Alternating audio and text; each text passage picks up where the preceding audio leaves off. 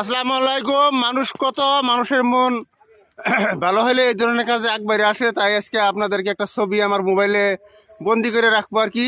দেখেন এই যে মানুষগুলা কত দূর থেকে যাচ্ছে। ভাই ও ভাই, কোন জায়গা থেকে আসছেন? বরপেটা রোড। আপনি বরপেটা রোড খয়রাবাড়ি জিয়ারুল ইসলাম।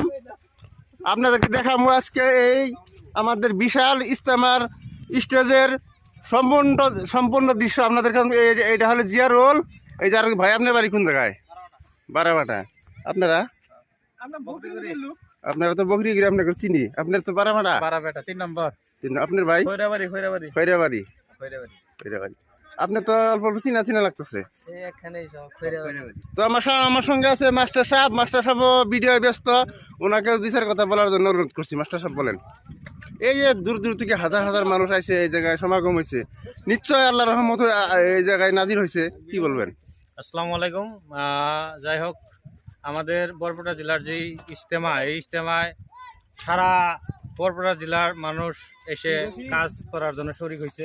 ইনশাআল্লাহ সবাই, আরও যারা আছে বাড়িতে সবাই আসবেন ইনশাআল্লাহ। বিশেষ করে 24, 25, 26 জানুয়ারির জন্য সবারই দাওয়াত। সবাই মাস্টার সাহেব সবারে আসার জন্য নিয়ে আল্লাহর আসার জন্য অনুরোধ করছে। সবাই আসবেন, সবাই আমাদের সঙ্গে সহযোগ করবেন। এইটা আল্লাহর রহমতের কাম।